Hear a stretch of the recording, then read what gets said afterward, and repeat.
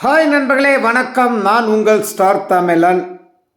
திமுகவின் வாக்குறுதிகளை பார்க்கும்போது எதையாவது கையில் கிடைச்சா மூஞ்சில் எரியணும் தான் தோணும் ஒவ்வொரு தமிழனுக்கும், மானம் உள்ளவனுக்கு.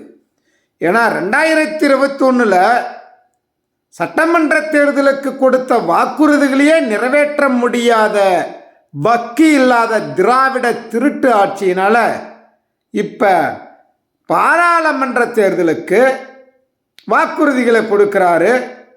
எங்க இந்தியா முழுவதும் மகளிருக்கு 1000 ரூபாய் கொடுப்பாராம். அப்புறம் இந்தியா முழுவதும் உள்ள மாணவர்களுக்கு காலை சிற்றுண்டி. இதெல்லாம் நடக்கிற விஷயமா?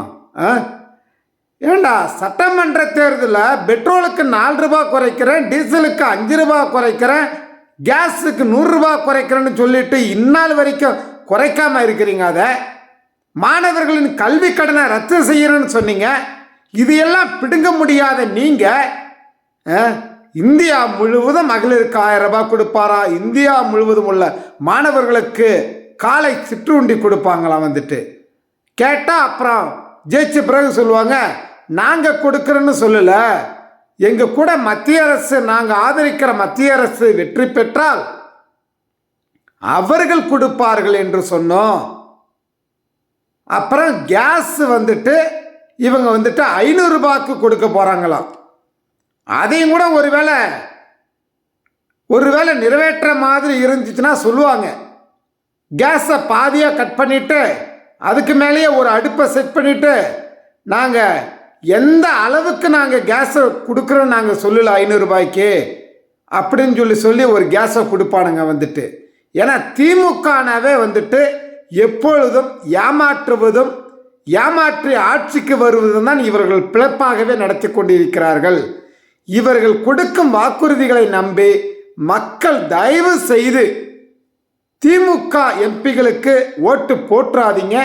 போட்டீங்கன்னா நடுத்தெருவில் தான் நிற்கணும். மக்களுக்கான திட்டங்களை சொல்லுங்கடா. மக்களை ஏமாற்றி ஆட்சிக்கு வரணும், ஏமாற்றி எம்பி ஜெயிக்கணுன்ற வாக்குறுதிகளை கொடுக்காதீங்க.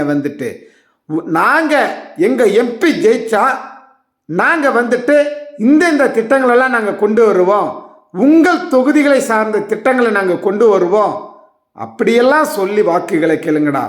ஏமாத்துற மாதிரி மக்களை முட்டாள்களாக்குவது மாதிரி திட்டங்களை சொல்லாதீங்க. அப்படி சொன்னீங்கன்னா நாளை பின்னாடி ஓட்டு கேட்க வரும்போது மக்கள் இப்பெல்லாம் தெளிவாகிட்டான். டிஜிட்டல் இந்தியாவில் இருக்கிறான். அவன் மொபைல் வச்சிருக்கிறவெல்லாம் இன்னைக்கு மீடியாவாக இருக்கிறான். தயவு செய்து இதை போன்று தவறுகளை மீண்டும் செய்து கொண்டு இருந்தால் திமுக நடுத்தெருவில் ஓட்டு கேட்க வரும்போது செருப்பை கைட்டு அடிப்பாங்க, தொடப்பக்கட்டை எடுத்து அடிப்பாங்க.